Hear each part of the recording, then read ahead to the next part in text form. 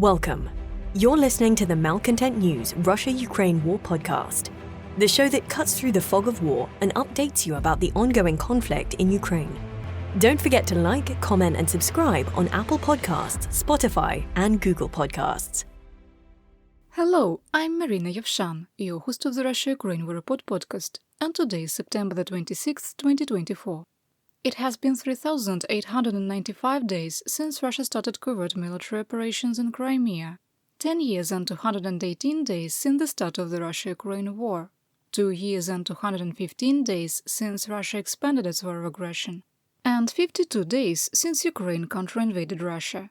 Today's podcast covers the events that happened on Wednesday and Thursday morning. Our Russia-Ukraine war map is a great companion to the podcast, and there is a link in the podcast description. The Russia-Ukraine War Report is compiled by our team from around the world. Today's report includes information from our direct contacts and journalists in Ukraine, the Russian Ministry of Defense, the General Staff of the Armed Forces of Ukraine morning reports, operational commands north, south, and east of Ukraine, open source intelligence, our in-house team of analysts and geospatial experts, and pro-Ukrainian and pro-Russian mail bloggers and social media channels with a track record of trying to be accurate. We have one mission, the truth, because the truth matters.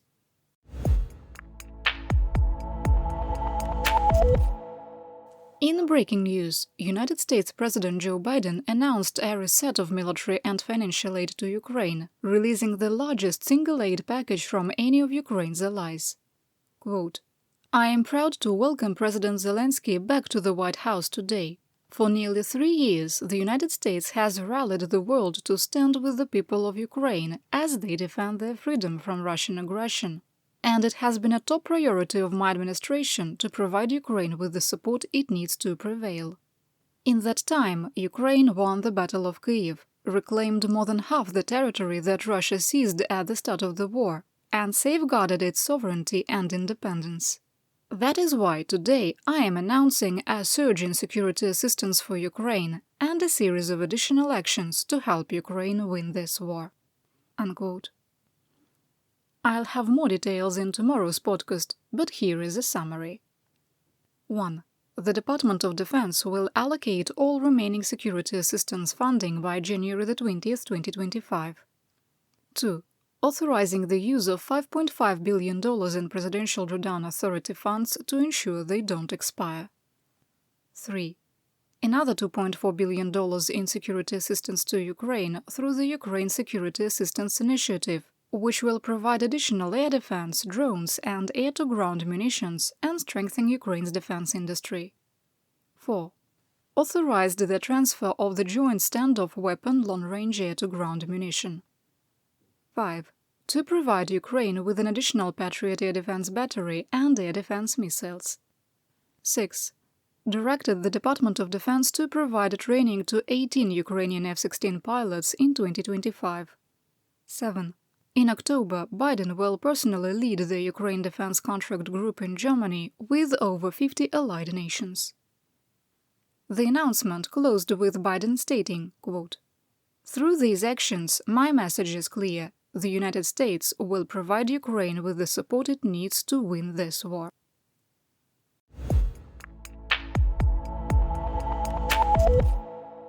Here is my daily assessment. 1. Our assessment that United States military aid to Ukraine would end on September the 30th, 2024 was inaccurate. It aged like room temperature milk on a summer day. 2. New nuclear threats from autocrat Vladimir Putin highlight how the world remains caught in the mutually assured destruction and stability paradox. 3. The lack of a meaningful response by Ukraine's allies and international organizations to open and unrestricted attacks on civilians and civilian infrastructure by Russia has convinced Moscow this is an effective strategy with no political consequences. 4. Russia will maintain its attacks on Ukraine's energy infrastructure, continuing Russian crimes against humanity that started in October 2022, as outlined in 4 arrest warrants issued by the International Criminal Court. 5. Further, in our assessment, the claims from the President of Ukraine, Volodymyr Zelensky, that Russia plans to target critical electrical substations over the winter to knock Ukraine's nuclear power plants offline potentially leading to a nuclear accident, are credible. 6. The policy of escalation management implemented by the NATO alliance, the United States and Germany is a complete failure that has only encouraged Russia to escalate hybrid and kinetic warfare actions against the NATO alliance and Ukraine's allies and their economic interests. 7. Autocrat Putin's order to recapture the Kursk region of Russia by October the 15th is unrealistic and unlikely. 8. The Russian economy is much weaker than reported.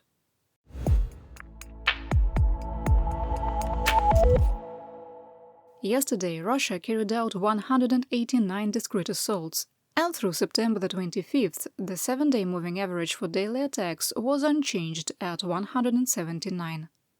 For the third day in a row, the General Staff of the Armed Forces of Ukraine did not report the number of Russian airstrikes or fire missions. The heaviest fighting continues to be in the Donbass, from Donetsk to Vuhledar. In the Kursk region, Ukraine controls 1,042 square kilometers, with another 281.5 in the grey zone, for a total area of 1,323.5 square kilometers. Despite the number of attacks through both the Russian and Ukrainian theaters of war, there were very few territorial control changes. Today's podcast will focus on the areas where there were changes on the battlefield. This would be a good time to open up the war map on a second device and find the city of Sumy, that's in northeastern Ukraine. There is a link to the map in the podcast description. Ready? Here we go.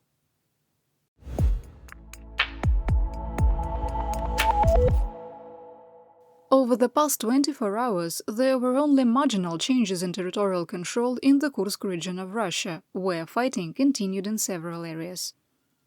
After a 10-day break, there was a clear pass of the Glushkovo district of the Kursk Oblast by the Sentinel-2LA satellite. The pontoon bridges near Zvane and Glushkovo remained intact. A Russian propagandist made a report from the village of Vysokaya, 15 kilometers away from the fighting in Medvezhye. Despite their attempt to maintain operational security, our analysts were able to identify 2 locations in the video that showed destroyed Russian military equipment on the Rilsk-Glushkovo road.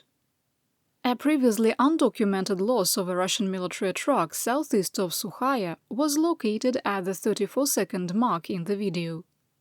Reviewing satellite images, we determined that the vehicle was destroyed between August the 26th and September the 5th. 2 infantry fighting vehicles shown at the 17-second mark were destroyed by first-person view one-way drones on August the 24th. By showing the previously identified losses, our team was able to calculate the route taken to Vysokaya. If it weren't for bad operational security, Russia wouldn't have operational security. We link to the video in today's situation report. There's more information in the podcast description. Ukraine is maintaining fire control on the Glushkovo-Krasnooktyabrski road, striking a Russian tank in northwest Glushkovo. Ukrainian artillery continues to strike the settlement, with damage and fires spreading. In the Veselaya area, new geolocations verified the existing line of conflict. Near Korenevo, Ukrainian forces destroyed a Russian armored fighting vehicle on the road south of Obuchovka. There was a small change to the area of control on the map. Sentinel-2LA images clearly showed fighting continued in southeastern Obuchovka, southwest of Nikolaevo-Daryina, and in the Olgovka area. In all other areas, the amount of combat activity has dropped significantly. Ukrainian forces captured 2 Russian soldiers with the 119th Guards Air Assault, that's the VDV regiment, 106th Guards VDV Division. Their capture confirmed that the unit, which was reactivated in 2023 and was assigned to the Soledar area of Ukraine, was transferred to the Kursk Oblast.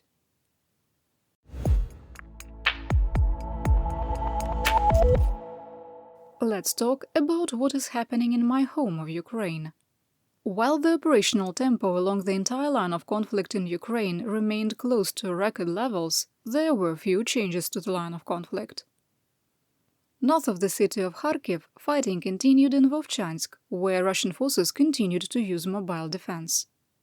There continue to be multiple reports that Russian forces are slowly withdrawing, but we have yet to see proof of that. Near Kremenna in the Luhansk Oblast, Russian forces made marginal gains in northwest Makiyivka, but continued to be contained within the settlement. Significant fighting continued in Nevske, where Russian forces were unable to advance further north or in the direction of Novosadova. Since November 2022, Russian commanders have sent tanks on the Kremenna-Zarychny road, attempting to reach Torske. The no man's land northwest of Dubrova is a graveyard of Russian armored vehicles. The Ukrainian 63rd Mechanized Brigade released a video showing repeated Russian attempts to traverse over 3 kilometers of flat open terrain toward Torske and Yampolivka in tanks and armored vehicles.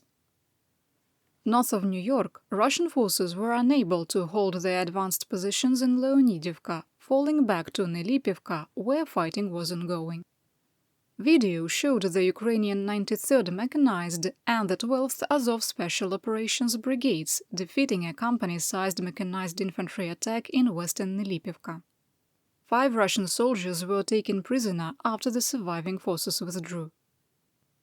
Southwest of Pokrovsk, Russian forces continued to advance in Mykolaiivka, reaching the Zhuravka River Pond, 3.25 kilometers from the first homes in Mirnograd. West of the coal mine in Novogrodivka, Russian units that reached Lysivka last week were likely part of a reconnaissance and sabotage squad and did not attempt to hold new positions.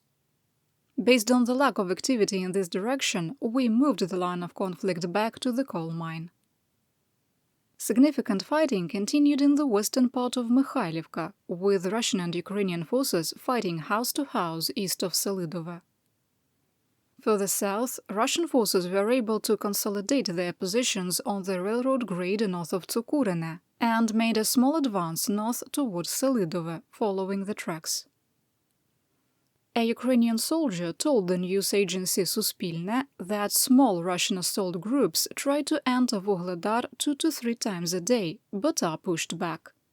The road to Bogoyavlenka is getting harder to use, with Russian forces holding fire control. The commander of the 72nd Mechanized Brigade, which has defended Vuhledar for more than 2 years, said that the amount of armor Russian forces use in their assaults is down 70 to 90%. In 2022 and 2023, attacks frequently involved 20 to 40 armored vehicles, such as tanks, infantry fighting vehicles, and armored personnel carriers. Today, a Russian assault uses just 4 to 6. Ukrainian source Deep State reported that the lack of rotation of the 72nd Brigade partially caused the Russian success at Vuhledar. The unit was being rotated out of the Ukrainian stronghold in August, but was sent back the week of September the 3rd due to the renewed Russian offensive effort. You're listening to the Malcontent News Russia-Ukraine War Podcast. Our team of journalists, researchers, and analysts is funded by readers, listeners, and viewers just like you. To support independent journalism, please consider becoming a patron. You can find us on patreon.com/malcontentnews.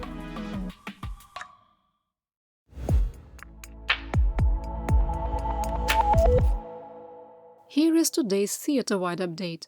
In New York and Washington, geopolitics took center stage. Someone changed the sign, because it's been 0 days since a Russian government official has threatened nuclear war. Holding an emergency meeting of the National Security Council, autocrat Vladimir Putin declared that Moscow was updating its nuclear weapons doctrine. Quote, "Aggression against Russia by any non-nuclear state, but with the participation or support of a nuclear state, is proposed to be considered as a joint attack on the Russian Federation. The conditions for Russia's transition to the use of nuclear weapons are also clearly fixed. We will consider this possibility when obtaining reliable information about the massive launch of aerospace vehicle attack and their crossing of our state border. We reserve the right to use nuclear weapons in case of aggression against Russia and Belarus as a member of the Union state. All these issues have been agreed upon with the Belarusian side and the President of Belarus.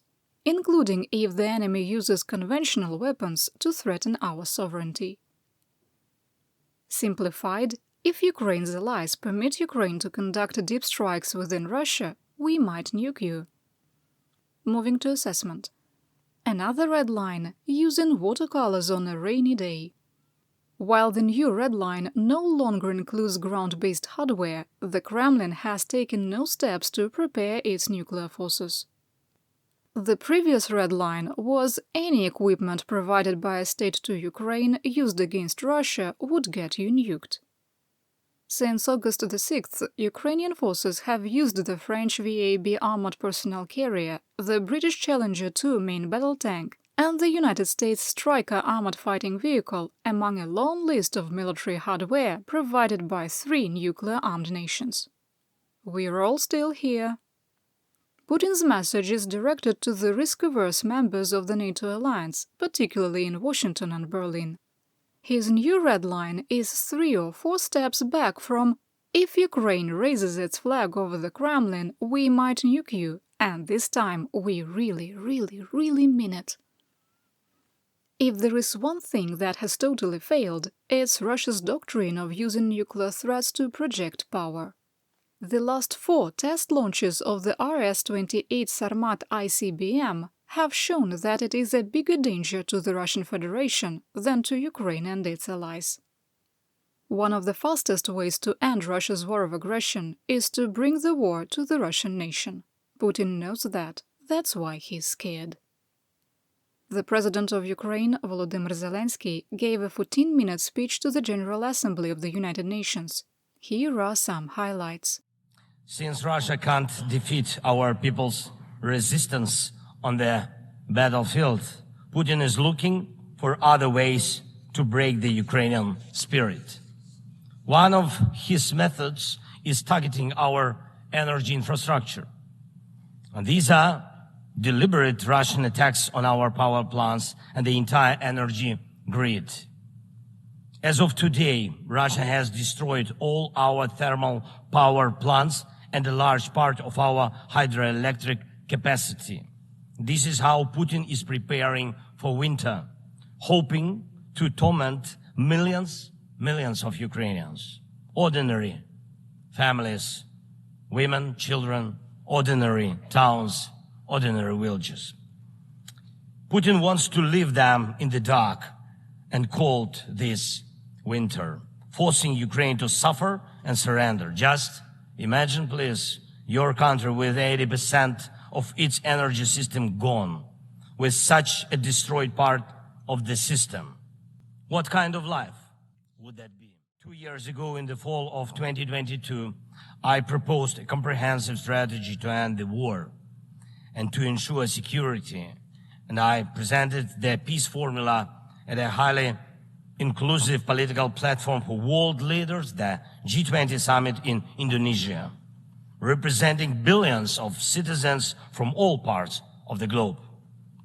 And it's important for us that all these people can understand us, understand that Ukraine wants to end this war more than anyone in the world. War always, when some propose alternatives, half-hearted settlement plans, so-called sets of principles.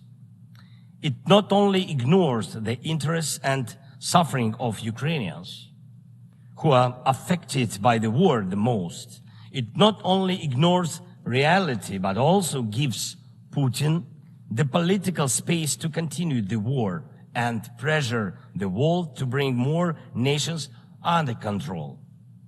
Any parallel or alternative attempts to seek peace are, in fact, efforts to achieve a lull instead of an end to the war. As a global initiative, the peace formula has already existed for 2 years, and maybe somebody wants a Nobel Prize for their political biography for frozen truths instead of real peace, but the only prizes Putin will give you in return are more suffering and disasters. We must restore nuclear safety. Energy must stop being used as a weapon. We must ensure food security. We need to bring home all our captured soldiers and civilians forcibly deported to Russia. We must uphold the UN Charter and guarantee our right, Ukraine's right to territorial integrity and sovereignty, just as we do for any other nation. We need to withdraw the Russian occupiers, which will bring an end to the hostilities in Ukraine, and we must hold those responsible for war crimes accountable. We need to prevent ecocide and stop the destruction of nature caused by the war. And we must not allow a second or third phase of this Russian invasion. And we need to make it clear the war is over. This is the peace formula. What part of this could be unacceptable to anyone who upholds the UN Charter? If someone in the world seeks alternatives to any of these points or tries to ignore any of them, it likely means they themselves want to do a part of what Putin is doing. The point they ignore reveals the desire they're hiding. I want peace for my people, real peace and just peace. And I'm asking for your support from all nations of the world. We do not divide the world. I ask the same of you, do not divide the world. Be united nations. After this speech, Kremlin spokesperson Dmitry Peskov said there would be, quote, consequences for Ukraine. Speaking from Moscow, Peskov told Russian state media, quote, in my view, this stance is a fatal mistake. A fatal mistake, a systemic mistake. This is a profound misconception. Speaking at the UN, the Prime Minister of the United Kingdom, Keir Starmer, highlighted Russia's military losses to capture 13% of Ukraine in 31 months. Here is Prime Minister Starmer. And I wonder how Russia can show its face in this building. 600,000 Russian soldiers have been killed or wounded in this war. And for what? The UN Charter, which they sit here to uphold, speaks of human dignity, not treating your own citizens as bits of meat to fling into the grinder. Hell hath no fury like that of German Federal Foreign Minister Annalena Baerbock. Yesterday, while speaking at the United Nations after being hounded by a very aggressive Russian state media reporter, she was visibly angry during her statement. Minister Baerbock. And we won't rest until these children are being back to their families. And yes, the Russian Federation, the ambassador who always leaves after he has spoken here, I've experienced that a couple of times, you can fool yourself. The strongest man of your country can hide behind teenager girls who he kidnapped. But you cannot fool the world. You need to watch the video to see the contempt and anger in her statement. Analyst, author and podcaster Mark Polymeropoulos reported that, quote, US Secretary of State Antony Blinken is fully in favor of letting Ukraine strike back, but faces resistance among those fearful of escalation with Russia, including at the National Security Council and the Pentagon. There was nothing in this morning's statement from President Biden approving deep strikes into Russia. Yesterday, United States Speaker of the House Mike Johnson released a letter demanding President Zelensky, quote, fire Ukraine's ambassador to the United States, Oksana Markarova. Johnson accused Markarova of election interference for arranging a tour of the Scranton, Pennsylvania munitions factory attended by Pennsylvania State Governor Josh Shapiro and U.S. Senator Bob Casey, and purposely leaving out any Republican lawmakers. Johnson's wording in the last paragraph was telling, quote, support for ending Russia's war against Ukraine continues to be bipartisan. The truth matters. And again, for the 43% of our listeners from the United States, it is relevant to point out that Johnson's wording only called for ending the war, not for the support to Ukraine to win the war. For the 57% of my listeners who aren't from the United States, buckle up. For the rest, maybe fast forward. The situation quickly developed into an embarrassing mudslinging contest. Lawmakers were quick to point out that the Prime Minister of Hungary, Viktor Orban, spoke at the CPAC conference in Dallas on August the 4th, joining Republican presidential candidate, former President Donald Trump. At the political conference, Orban said, quote, "Only a strong leader can negotiate peace," adding, "We need a strong America with a strong leader." House Oversight Committee Chairman Congressman James Comer announced he was opening an investigation into Zelensky's visit to Scranton.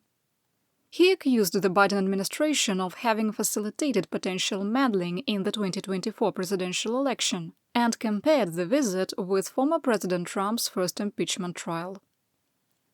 Asked about the trip and who paid for Zelensky's travel, Pentagon spokesperson James Adams said, quote, "These officials were conducting official business related to U.S. security assistance to Ukraine, which included a stop at Newark Liberty International Airport, where they linked up with President Zelensky before continuing to Wilkes-Barre International Airport in Pennsylvania." Wait, there's more.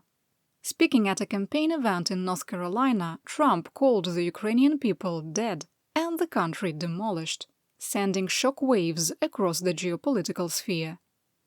Here is former President Trump. Because Ukraine is gone. It's not Ukraine anymore. You can never replace those cities and towns, and you can never replace the dead people, so many dead people. Any deal, even the worst deal, would have been better than what we have right now. If they made a bad deal, it would have been much better. They would have given up a little bit, and everybody would be living, and every building would be built, and every tower would be aging for another 2,000 years. And it will only get worse with these people. With Kamala she doesn't know what she's doing. More people will die. More cities will fall. The ones that fell will continue to receive more and more bombs. They'll be broken up asunder, worse than they are right now. Nothing is standing. The crops are dying. There's really nothing for the Ukrainian people to move back to. And we continue to give billions of dollars to a man who refuses to make a deal. Zelensky, you have a country that has been obliterated, not possible to be rebuilt. It'll take hundreds of years to rebuild it. There's not enough money to rebuild it if the whole world got together. They're not going to be satisfied until they send American kids over to Ukraine, and that's what they're trying to do. And the moms and dads of America don't want their kids fighting. While all this controversy swirled, the House Foreign Affairs Committee Chairman Congressman Michael McCaul, supported by 5 other lawmakers, demanded the Biden-Harris administration release an unclassified version of the Ukrainian strategy as required by law. The April 23rd supplemental aid package for Ukraine, Israel, Taiwan, and Asia-Pacific states, such as the Philippines, required the White House to create a classified and public versions of its plan on how Ukraine will be supported to achieve victory and how that is defined. The report was submitted over 2 months late, but only in a classified version. Quote, "Given the vital U.S. interests at stake in Ukraine defeating Putin's invading forces, all of Congress and the American people deserve to understand how their hard-earned tax dollars are being spent." It has been a wild 24 hours in New York and Washington. Changing the topic. Ukrainian electronics and communications specialist Serhiy Flash-Baskresnov released pictures of circuit boards taken from a Russian one-way drone, showing that Russia is advancing its artificial intelligence program.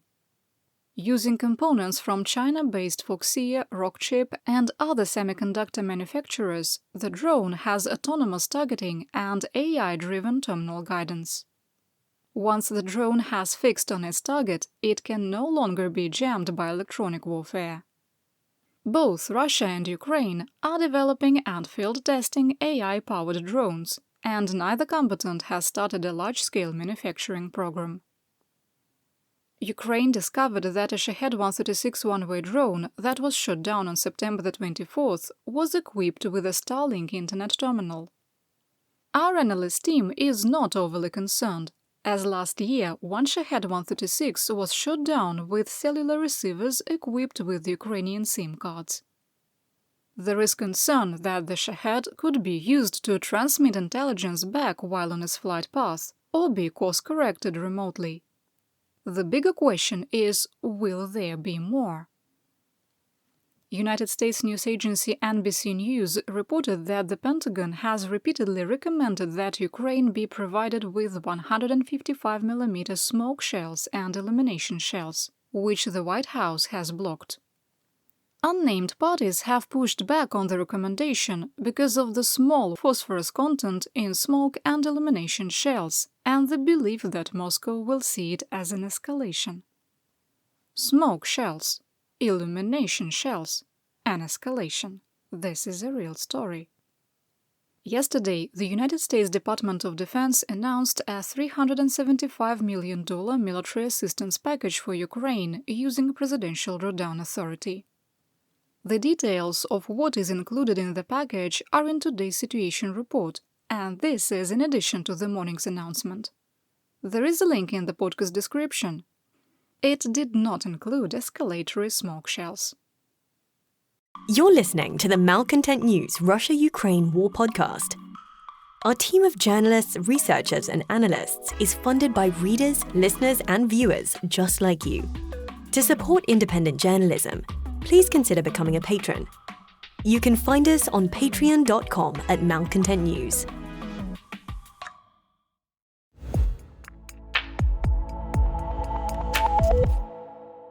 Our War Crimes and Human Rights section can cover difficult topics, including torture, gender-based violence, war crimes, and violence against children. Today's report does not include graphic content. 2 days ago, speaking at the UN, President Zelensky warned that Kyiv has specific intelligence that Russia has plans to attack 3 of Ukraine's nuclear power plants this winter. Here is President Zelensky. Recently, I received yet another alarming report from our intelligence. Now Putin does seem to be planning attacks on our nuclear power plants and their infrastructure, aiming to disconnect the plants from the power grid. With the help of satellites, by the way, ladies and gentlemen, satellites of other countries. Russia is getting images and detailed information about the infrastructure of our nuclear power plants. But what does this really threaten? Any missile or drone strike, any critical incident in the energy system could lead to a nuclear disaster. A day like that must never come. And Moscow needs to understand this, and this depends in part on your determination to put pressure on the aggressor. Is Russia planning to bomb nuclear power plants? Because modern plants are built to survive bombings, strikes from cruise missiles, and even commercial aircraft crashing into containment vessels. President Zelensky is warning what our team has been repeating since June 2023. He stated that the specific intelligence shows that Russia is in the planning phase to attack the infrastructure that provides external power essential to plant operations. The International Atomic Energy Agency warned last month that this is a growing possibility, and Secretary General Rafael Grossi warned it almost happened in late August. I covered that in an earlier podcast. All power plants require electricity to operate. Power is not taken from the plant itself, but comes from external sources. In January 2022, Zaporizhzhia nuclear power plant had 10 of these connections. Today it has 2. And because Russia keeps attacking the Nikopol district in the Dnipropetrovsk Oblast, the 330 kV line keeps getting damaged. Using the power produced by the plant is called operating in island mode, and it is inherently dangerous. For nuclear power plants, it is the absolute last line of defense. Emergency diesel or natural gas-powered turbine generators are not meant to operate continuously. The problem with operating in island mode is the reactor is in a state of criticality. Power is required to maintain a steady state. Lose power, there is no water circulation. No water circulation in a state of criticality? That's bad. You can't operate in island mode in cold or hot shutdown. At least one reactor must be operating at criticality. Even if you can manually move the reactor to hot or cold shutdown, without an electrical connection, it will eventually melt down. At ZNPP, in hot shutdown, that's an estimated 27 hours. In cold shutdown, approximately 3 weeks. Spent fuel storage also requires water circulation and electricity to manage its safety systems. Total power loss is ultimately what caused the 2011 disaster at the Fukushima nuclear power plant. First, the earthquake knocked out all external power connections. The plant rolled over to its emergency generators without issue, but the generators were located in the basement. The tsunami flooded the generators and all power was lost. The IAEA has rightly warned that Ukraine's power grid is now unstable, to the point that the 7 core pillars of nuclear safety are compromised. Currently, the most critical switchyards and transformer farms in Ukraine are being inspected to understand what they need to remain stable this winter and to survive attacks. If a Russian attack knocks one of the nuclear power plants offline because it no longer has external power connections, Ukrainian power engineers could be forced to disconnect other lines to prevent an overload from damaging the remaining infrastructure. That could cause a cascade of failures, knocking multiple nuclear power plants offline. If the whole system collapses, you could have 4 plants under Ukrainian control and the Zaporizhzhia nuclear power plant operating on emergency generators or worse, in island mode. Additionally, because of Russian mismanagement and neglect and the destruction of the Kakhovka dam, none of ZNPP's reactors can be brought online. The cooling system is too damaged to support any operating reactors. ZNPP does not have an island mode option. Unlike Kyiv's previous claims that Russia is going to cause a meltdown at Zaporizhzhia nuclear power plant, which we gently dismissed in June 2023, this is a very real threat. In many ways, it's the perfect war crime. Russia can claim that they didn't attack Ukraine's nuclear power plants directly, just substations and switchyards. The accidents are the fault of the incompetent Ukrainians who are now trying to blame innocent Russia. And now Europe, you are paying the price with a second Chernobyl, which was also Ukraine's fault. Zelensky's warning is about possibly the biggest threat to European and Ukrainian security as we transition to the winter months. It is a very real threat that should not be ignored. Russia has started using Ukrainian and German Air Force military emblems on Zala reconnaissance drones. Article 62 of international humanitarian law considers this an act of perfidy. The practice is even prohibited by the Russian Federation, as outlined in the 2001 Russian Federation's regulations on the application of international humanitarian law. In our assessment, this is a dangerous precedent.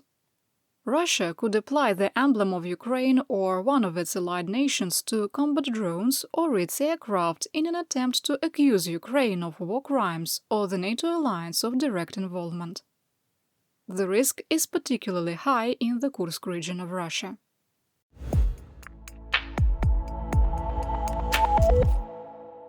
We never end a podcast on war crimes, so we'll end in the land of Mobix, mobilization and mir.